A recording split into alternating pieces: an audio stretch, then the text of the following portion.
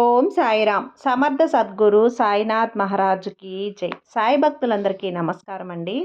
మన బాబాగారి దయ వల్ల మనందరం బాగుండాలి, సంతోషంగా ఉండాలి అని చెప్పి మనస్ఫూర్తిగా కోరుకుంటూ ఈరోజుటి వీడియో స్టార్ట్ చేస్తున్నాను ఫ్రెండ్స్. ఇక ఈరోజు వీడియోలో మనం చూడబోయేది ఏంటి అంటే, తల్లి శుభవార్త శుభవార్త అందించబోతున్నానమ్మా, వెంటనే విను. ఇది విన్నాక నీ నోరు ఖచ్చితంగా తీపి చేసుకో. ఇది నిర్లక్ష్యం చేస్తే మళ్ళీ జన్మలెత్తాల్సిందే, తెలుసుకో తల్లి అని చెప్పి బాబాగారు అయితే మనకు ఒక మంచి సందేశాన్ని తీసుకొచ్చేసారండి. ఆ సందేశం ఏంటి, ఆ సందేశం రూపంలో బాబాగారు మనతో ఏం చెప్పబోతున్నారు అనేది ఆయన మాటల్లోనే విందాం. తల్లి, నీకోసం శుభవార్తను తీసుకొచ్చానమ్మా, వెంటనే వినాలి అని చెప్పి ఎందుకు చెప్తున్నానంటే, ఖచ్చితంగా నువ్వు ఇది విన్నాక ఎగిరి గంతులు వేస్తావు. నీ నోటినైతే తప్పకుండా తీపి చేసుకో, అర్థమైందా? కానీ ఇది కనుక నిర్లక్ష్యం చేశావు అంటే ఇదే నీ సంతోషం. నీ జీవితంలో నీకు దక్కాలి అంటే ఖచ్చితంగా నువ్వు మళ్ళీ మళ్ళీ జన్మలెత్తాల్సిందే. ఎందుకంటే ఎప్పుడైనా కానీ అదృష్టం అనేది తలుపు తట్టినప్పుడు మాత్రమే దాన్ని స్వాగతించాలి. అలా కాకుండా ఎప్పుడైనా కూడా కర్మ ఫలితాలు ఉంటాయి కదా, అది మంచి చేస్తే మంచి కర్మను, చెడు చేస్తే చెడు కర్మను నీకు అందిస్తుంది. ఇదంతా కూడా అసలు ఏం చెప్తున్నారు బాబా?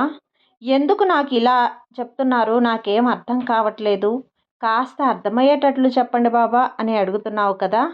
అయితే చెప్తాను విను. నువ్వు వినాలి అనుకుంటున్న శుభవార్త ఏంటి అసలు అని చెప్పి ఆశగా అడుగుతున్నావు కదా. అయితే నీకోసమే తల్లి ఈ సందేశాన్ని నీ ముందుకు తీసుకొచ్చాను. నువ్వు ఈ సందేశాన్ని వింటున్నావంటే ఖచ్చితంగా నా ఆశీర్వాదం, ఆ పరమేశ్వరుని యొక్క ఆశీర్వాదం నీపై ఉంది కాబట్టే నువ్వు ఈ సందేశాన్ని వినగలుగుతున్నావు. మరి ఇందులో ఉండే ఆంతర్యం నీకు పూర్తిగా అర్థం అవ్వాలంటే ఇప్పుడు నేను చెప్పే ఈ చిన్న కథని జాగ్రత్తగా విను. అనగనగా ఒక ఊళ్ళో ఒక పేద రైతు కుటుంబం ఉంది. అయితే ఆ పేద రైతు కుటుంబం ఆకలితో ఎప్పుడూ కూడా అన్నం కోసం ఏ రోజు పనులు ఆ రోజు చూసుకుంటూ, అంటే ఆ వచ్చిన డబ్బుతోటి తన యొక్క ఆకలిని తీర్చుకుంటూ ఉండేవాడు. అంటే ఎప్పటికప్పుడు ఏ పూటకు ఆ పూట పని చేసుకుంటూ ఆ డబ్బులతో తన కడుపు నింపుకుంటూ ఉండేవాళ్ళు. అయితే అలాగే గత కొన్ని రోజులుగా జరుగుతూ ఉంది. అయితే ఒకరోజు అతనికి పని అనేది దొరకలేదు. పని దొరక్కపోయేసరికి ఆ రోజు తనకి బాగా ఆకలేసింది. అలా ఆకలి వేసిందని చెప్పి మనసులో అనుకుంటూ తాను అడవిలో నుంచి ఇంటికి బయలుదేరి వెళ్ళిపోతున్నాడు. అలా ఇంటికి బయలుదేరి వెళ్తూ ఉండగా దారిలో ఒక చెట్టు గట్టు దగ్గర ఒక పక్షి తనకు ఒక రొట్టె ముక్కని నోటికి కరిపించుకొని తెచ్చుకుంది. ఆ రొట్టె ముక్కని ఎంతో ఆశగా తినడానికైతే అలా గట్టు మీద పెట్టింది. అలా గట్టు మీద పెట్టిన క్షణంలోనే ఆ వ్యవసాయదారుడు, అంటే ఎవరైతే ఇతను పేద కుటుంబంలో ఉన్న వ్యక్తి ఎవరైతే ఉన్నాడో అతను ఏంటంటే ఆ రొట్టె ముక్కని వెంటనే చేత్తోటి తీసుకొని, ఈరోజు నాకు ఆహారం దొరికింది కదా అని చెప్పి సంతోషంగా ఇంటికి బయలుదేరి వెళ్ళిపోతాడు. ఆ రోజు తన కుటుంబం అంతా కూడా ఆ రొట్టె ముక్కని తిని వారి ఆకలిని తీర్చుకొని సంతోషపడ్డారు. కానీ ఇక్కడ పక్షి మాత్రం ఎంతో కష్టపడి ఎంతో దూరం నుంచి ఆ రొట్టె ముక్కని తన నోటితో పట్టుకొని బరువుగా ఎగురుకుంటూ మోసుకొని వచ్చి తిందామని చెప్పి ఆశగా అలా గట్టు మీద పెట్టుకుంది కదా. అలా తన నోటి దగ్గర తిండి తీసేసినందుకు ఆ రొట్టె ముక్క తనకు తినాలనిపించే కోరిక కూడా తను చంపుకుంది. దాని గురించి ఆలోచిస్తూ కొన్ని రోజుల వరకు దానికి వర్షాల కారణంగా సరిగ్గా ఆహారం అనేది దొరకలేదు. ఆ పక్షికి ఆహారం దొరకకపోతే ఎవరైనా సరే ప్రాణాలు పోవాల్సిందే కదా వాళ్ళకి. కొన్ని రోజులకు అలాగే పక్షికి కూడా ఆకలికి అలమటించి ఆకలి తట్టుకోలేక ఒకరోజైతే మరణిస్తుంది. అలా మరణించిన ఆ పక్షి ఆ వ్యవసాయదారుడి యొక్క కుటుంబంలో తన కొడుకు రూపంలో పుడుతుంది. అయితే ఆ వ్యవసాయదారుడు చాన్నాళ్ళ తర్వాత మళ్ళీ నాకు కొడుకు పుట్టాడని చెప్పి ఎంతో గారాబంగా ఆ పిల్లాన్ని పెంచుకుంటాడు. ఇక తర్వాత కొడుకు పుట్టిన వేళ విశేషమో ఏమో, అతను కష్టపడి సంపాదించిన డబ్బు ఏదైనప్పటికీ కూడా తను ఒక స్థానంలో నిలదొక్కుంటాడు. అంటే కొంచెం డబ్బునైతే సంపాదించుకుంటాడు. మరీ పూటకు తెచ్చుకొని తినేటట్లు కాకుండా కొంచెం తన ఆర్థిక పరిస్థితి అయితే మెరుగుపడుతుంది. తన కుటుంబ ఆర్థిక పరిస్థితులన్నిటినీ కూడా ఆ బిడ్డతోటే పోల్చుకోకుండా అల్లారు ముద్దుగా గారాబంగా ఆ బిడ్డనైతే పెంచుకుంటాడు. అంటే ఆ బిడ్డకి ఏది కావాలన్నా కూడా ఆ బిడ్డకి తెచ్చిచ్చి అల్లారు ముద్దుగా పెంచుకుంటున్నాడనమాట. ఇలా పెంచుకున్న తర్వాత అందరూ కూడా ఊర్లో ఉన్నోళ్ళందరూ ఆ పిల్లవాడు చాలా చక్కగా ఉన్నాడు. వ్యవసాయం చేసుకునే అబ్బాయికి ఇంత చక్కటి అందగాడు ఎలా పుట్టాడు? ఈ పిల్లాడేంటి ఇంత అందంగా ఉన్నాడు అని ప్రతి ఒక్కరి చూపు కూడా ఆ పిల్లాడి మీదే ఉండేది. ఆ మాటలు విన్న ఆ వ్యవసాయదారుడికి చాలా సంతోషం కలిగింది. ఇప్పుడు మనకైనా చూడండి, ఎవరైనా కానీ మన బిడ్డ బాగున్నాడు, ఈ బిడ్డ భలే అందంగా ఉన్నాడు అంటే భలే చక్కగా ఉంటుంది కదా! భలే చక్కగా మంచి బుద్ధులు నేర్పిస్తూ పెరుగుతున్నాడు అంటే మన కడుపు నిండిపోతుంది. ఎవరైనా వాళ్ళ బిడ్డల్ని పొగిడితే ఆ తల్లిదండ్రులకు ఆనందం చాలా ఎక్కువైపోతూ ఉంటుంది. అలాగే ఈ రైతుకు కూడా ఆ బిడ్డను పొగుడుతుంటే ఆ బిడ్డ ఎదుగుదల చూసి, బిడ్డ అందాన్ని చూసి, బిడ్డ తెలివితేటలను చూసి తనకి సంతోషం అనేది చాలా ఎక్కువైపోతుందన్నమాట. రోజు రోజుకి ఇలా సంతోషం అనేది ఎక్కువైపోతూ ఉండగా తనకొక 15 ఏళ్ళైతే ఆ పిల్లాడికొచ్చాయి. అబ్బా! నా కొడుక్కి 15 ఏళ్ళొచ్చేసాయి. ఇక నాకు బాధే లేదు. ఏ చింతా లేదు. నా పిల్లాడు ఇంకా చక్కగా మంచిగా చదువుకుంటున్నాడు. లైఫ్‌లో సెటిల్ అవుతాడు అని అనుకున్న సమయంలో హఠాత్తుగా అనుకోని పరిస్థితుల్లో ఒక పాము కాటు వల్ల ఆ పిల్లాడైతే చనిపోతాడు. ఆ పిల్లాడు చనిపోవటంతోటి వాళ్ళ అమ్మా, నాన్నకి తీరని దుఃఖం.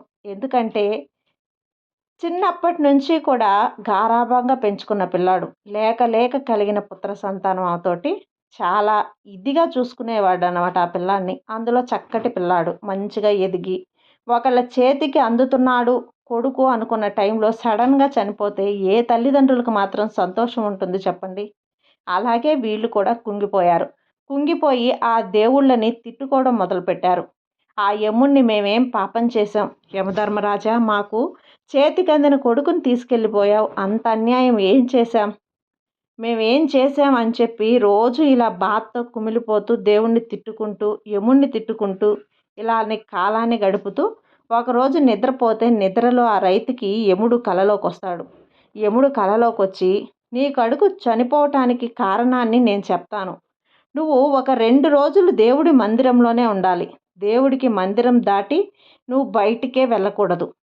ఆ దేవుని పూజ చేసుకుంటూ, ఆ దేవుని భగవంతుడితో ఉంటే గనక, భగవంతుడి ధ్యానంలో నువ్వు ఉంటే గనక, నీ కొడుకు చనిపోవడానికి కారణం నేను వివరించి చెప్తాను అని చెప్పేసరికి, నాకు ఇలా కలొచ్చింది అని చెప్పి భార్యకైతే చెప్తాడు ఆ రైతు. అలా చెప్పిన తర్వాత భార్య కూడా సరేనండి మీరు 2 రోజులు దేవుడు మందిరంలోనే ఉండండి అని చెప్పి, ఆ దేవుడు మందిరం తలుపులు వేస్తే ఇతను ఆ మందిరంలో ఉంటే అలా ధ్యానం చేసుకుంటూ ఉంటే అతనికి తీవ్రమైన నిద్రొచ్చేస్తుంది. ఆ నిద్రలోకి జారుకున్న తర్వాత ఎవరో ఒక యమదూతొచ్చి తనని తాను తన శరీరం నుండి తన ఆత్మను తీసుకొని అతను తన యొక్క యమలోకానికి తీసుకొని వెళ్తూ ఉన్నాడనమాట. అంతా కూడా తెలుస్తూనే ఉంటుంది ఆయనకి. చుట్టూ కూడా ఆ యమలోకంలో పాపం చేసిన వాళ్ళు మమ్మల్ని కాపాడండి అని చెప్పి కొంతమంది వేడుకుంటూ ఉంటే, మరికొంతమందేమో నూనెలో వేపి వారిని వేపుడు వేస్తూ ఉంటారు. మరికొంతమంది పాపాత్ములనైతే ఇతన్ని ఆ యమదూతకి యమధర్మరాజు నా దగ్గరికి తీసుకురండి, రండి అని చెప్పి చెప్తాడు. అప్పుడు ఆ యమధర్మరాజు ఆదేశంతో యమదూత ఇతన్ని రైతుని ఆ యమధర్మరాజు దగ్గరికి తీసుకుని వెళ్తాడు. రోజు కూడా నువ్వు పరమేశ్వరుణ్ణి తిడుతున్నావు. అంతేకాకుండా నీ యొక్క కొడుకుని నేను బలి తీసుకున్నాను అని చెప్పి తిడుతున్నావు. అదిగో అక్కడ కొంతమంది చనిపోయిన వ్యక్తులు ఉన్నారు. వారిలో నీ కొడుకు ఎవరో తీసుకుపో, వెళ్ళు అని చెప్పి ఒక పక్క చూపిస్తాడు. అప్పుడు ఆ రైతు అక్కడున్న వ్యక్తులలో తమ కొడుకు ఎవరా అని చెప్పి చూస్తూ ఉండగా తన కళ్ళకి తన కొడుకు కనిపిస్తాడు. అలా కనిపించేసరికి సంతోషంతో యమధర్మరాజు ఇదిగో ఇతనే నా కొడుకు అని చెప్పేసరికి అతని యొక్క కొడుకుని యమధర్మరాజు పిలుస్తాడు. అలా పిలిచిన తర్వాత అయ్యా నీవు నా కారణంగా చనిపోయావు అని చెప్పి నీ తండ్రి నన్ను తిడుతున్నాడు. అంటే ఇతను మీ తండ్రేనా అని చెప్పంటే లేదు యమధర్మరాజా, ఇతను నా తండ్రి కాదు. ఎందుకంటే ఇతను నా తండ్రి అయితే మంచి చేసేవాడు కదా. నా తండ్రి కాదు కాబట్టే ఒకానొక రోజున ఒక పక్షి ఎంతో దూరం నుంచి తెచ్చుకున్న ఒక రొట్టెని ఆకలితో పాపం తను గట్టు మీద పెట్టుకొని తిందామని చెప్పి అనుకునే సమయానికి ఆ రొట్టె ముక్కని నోటి దగ్గర నుంచి లాక్కొని వచ్చేశాడు. ఆ పక్షి ఆకలితో చచ్చిపోయింది. ఆ పాపం వల్ల తనకి నోటికి దక్కిన దాన్ని తన చేతికి దక్కిందాన్ని నోటికి దక్కనీయకుండా తీసేశాడు. అదే పాపం తగిలి నేను ఈరోజు చనిపోయాను అని చెప్పి చెప్తాడన్నమాట. ఇక ఆ రైతుకి ఏం చేయాలో కూడా అర్థం కాక కళ్ళు బైర్లమ్ముతాయి. బైర్లు కమ్మి పడిపోతాడు. పడిపోయి లేచేసరికి తన దేవుని మందిరంలో ఉంటాడు. తర్వాత దేవుడి గదులు తలుపులు తీసి బయటికి వచ్చి జరిగిందంతా కూడా భార్యకు వివరించి చెప్తాడు. అంటే ఎవరు చేసుకున్న కర్మ ఫలితం అనేది వారే అనుభవించాలి. అది చిన్న కర్మ అయినా కానీ పెద్ద కర్మ అయినా కానీ ఏదో ఒక రూపంలో కర్మ మళ్ళీ మన దగ్గరకు వచ్చి చేరుతుంది. కాబట్టి ఎప్పుడైనా సరే ఇది చిన్నదేగా అని చెప్పి అనుకోకూడదు. మరి ఆ యొక్క పక్షే కదా తన రొట్టె అంటే తన నోటి దగ్గర రొట్టె కదా అని చెప్పి ఆ రోజు అనుకున్నాడు. కానీ ఈ రోజుకి తనకి 15 సంవత్సరాల కొడుకు దూరమైపోయాడు. మరి అది ఎంత బాధ! ఆ రొట్టె బాధతోటి పక్షి ఆకలితో అలమటించి చనిపోయింది. మరి దానికి ప్రాణమే కదా! ఈ పిల్లవాడిది కూడా ప్రాణమే. ఇప్పుడు మనిషి ఒక జీవి భూమి మీదకి వచ్చినప్పుడు ఆ జీవి ఏ రూపంలోనైనా ఉండనివ్వండి, పక్షి రూపంలోనైనా, జంతువు రూపంలోనైనా, లేదా మనిషి రూపంలోనైనా, చిన్న కీటకమైనా సరే ఆ జీవికి కూడా ప్రాణం అనేది ఉంటుంది. ఆ యొక్క ప్రాణానికి ఒక విలువ ఉంటుంది. శివుడి ఆజ్ఞ లేదే చీమ కూడా కుట్టదు అని చెప్తూ ఉంటారు కదా! మరి ఎవరి ఆజ్ఞతో ఎవరి నోటి దగ్గర తీసే అధికారం ఎవరికి ఉంటుంది? కాబట్టి ఎప్పుడూ కూడా ఎవరి నోటి దగ్గరది కూడా మనం తీయకూడదు. ఒకరి నోటి దగ్గరది మనమే కాదు, మనం తెలిసినా తెలియకపోయినా కానీ మన వల్ల అవతలి వారికి ఏ చిన్న కష్టం కూడా కలగకూడదు. ఇప్పుడు నీకు పూర్తిగా అర్థమైంది కదా! నువ్వు ఎన్నో రకాలుగా నీ ఇంట్లో గొడవలు అవుతున్నప్పుడు, నీ భర్తకి అన్నం పెట్టేటప్పుడు ఎన్నిసార్లు తనంటే ఆ అన్నంలో చేయి కడిగేసుకున్నాడు. ఒక్కసారి ఆలోచించు.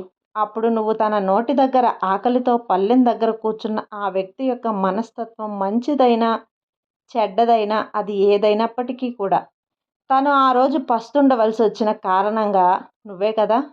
మరి అలా పస్తుండడానికి కారణం నువ్వే అయినప్పుడు ఆ యొక్క పాపం కూడా నీదే అవుతుంది. మరి నువ్వు సంతోషంగా ఎలా జీవించగలుగుతున్నావు? ఆనందంగా ఎలా ఉండగలుగుతున్నావు? నీ కడుపు నిండా నువ్వు ఎలా తినగలుగుతున్నావు? ఆ తిన్నది నువ్వు ఎలా అరాయించుకోగలుగుతున్నావు? నీకు భగవంతుడు ఆ పాపానికి శిక్ష వేయకుండా ఉంటాడా? దాని యొక్క కర్మ ఫలితం అనేది నీకు దక్కకుండా ఉంటుందా తల్లి? గుర్తుంచుకో. ఇక్కడ నువ్వు వినాల్సిన శుభవార్త ఏంటి అంటే గనక నువ్వు నీకు వాస్తవాలనేవి కొన్ని అర్థమవ్వాలి. ఎప్పుడైనా కానీ ఒక నీటిలో చీమ పడి తన ప్రాణం కోసం అల్లాడుతూ కొట్టుకుంటూ ఉన్నప్పుడు ఆ చీమని బయటకు తీసి నేల మీద వదిలేస్తే అది సంతోషంగా అక్కడి నుంచి వెళ్ళిపోతుంది. దాని ప్రాణం నువ్వు కాపాడినందుకు దానికి తెలియకపోయినా భగవంతుడికి ఖచ్చితంగా తెలుసు. దానికి కృతజ్ఞతగా భగవంతుడు నీకేం ఇవ్వాలో కూడా ఇస్తాడు. అదేవిధంగా ఎప్పుడైనా కానీ మనం అవతల వారికి సహాయం చేసేటప్పుడు ఆ సహాయం ద్వారా మనకు ఏదైనా దక్కుతుంది అన్న ఉద్దేశంతో చేయకూడదు. నిస్వార్థంగా సహాయం చేసినప్పుడు మాత్రమే భగవంతుడు మనకు నిస్వార్థంగా ఇవ్వాల్సినవన్నీ కూడా ఇస్తూ ఉంటాడు. ఎప్పుడైనా కానీ ఏ మనిషికైనా కానీ స్వార్థం, ఈర్ష్య, అసూయ, ఒకరు నాశనం చేయటం, అయిపోవాలి అనే తపన, ఒకడు ఎట్లాగైనా కానీ కృంగిపోవాలి, అనారోగ్యం పాలైపోవాలి అనే ఆశ ఉంటే అది మళ్ళీ తిరిగి మనకే తగులుతుంది. అది మళ్ళీ తిరిగి మనకే వస్తుంది అన్న విషయాన్ని గుర్తుంచుకోండి. ఇదే నిజం, ఇదే సత్యం. దీని మీదనే కర్మ ఫలితాలు అనేవి ఆధారపడి ఉంటాయి. బిడ్డా, ఇప్పుడు నువ్వు వినబోతున్న శుభవార్త ఏంటి అంటే నువ్వు చేసిన మంచి కర్మలు ఏవైతే ఉన్నావో ఆ మంచి కర్మల రూపంలో నువ్వు ఎదురు చూస్తున్న ధనం అనేది నీ ఇంట అడుగు పెట్టబోతుంది. నువ్వు ఏవైతే కర్మలు మంచివి చేసి ఉన్నావో వాటికి ఫలితం నీకు అందబోతుంది. కాబట్టి నీ యొక్క ధనలక్ష్మి నీ ఇంట అడుగుపెట్టిన తర్వాత నువ్వు ఖచ్చితంగా నోరు తీపి చేసుకోవాలి. అలా కాకుండా ధనలక్ష్మి వచ్చేటప్పుడు అది ఎలా వస్తుందో, ఎటు నుంచి వస్తుందో అని చెప్పి తెలియకుండా నిర్లక్ష్యం చేసుకొని దాన్ని గనుక నువ్వు చేజార్చుకున్నావంటే గనక ఖచ్చితంగా నువ్వు మళ్ళీ జన్మలెత్తాల్సిందే. ఎందుకంటే అదృష్టం అనేది ఒక్కసారి మాత్రమే తలుపు తడుతుంది. అది ఏదో ఒక రూపంలో తలుపు తడుతుంది. నువ్వు అలర్ట్‌గా ఉండాలి. నువ్వు ఏ అవకాశాన్ని కూడా వదులుకోకుండా ప్రతి అవకాశాన్ని కూడా సద్వినియోగపరుచుకోవాలి. అలా సద్వినియోగపరుచుకోగలిగితేనే నీ జీవితంలో ప్రతీదీ కూడా నీ వద్దకొచ్చి చేరుతుంది. అర్థమైంది కదా! నువ్వు బాబా మీద నమ్మకంతో ఉండు. నీకంతా మంచే జరుగుతుంది. నీ బాబా నీకు తోడుండగా నీకు భయమెందుకు చెప్పు? సర్వే జన సుఖినో భవంతు. జై సాయిరాం.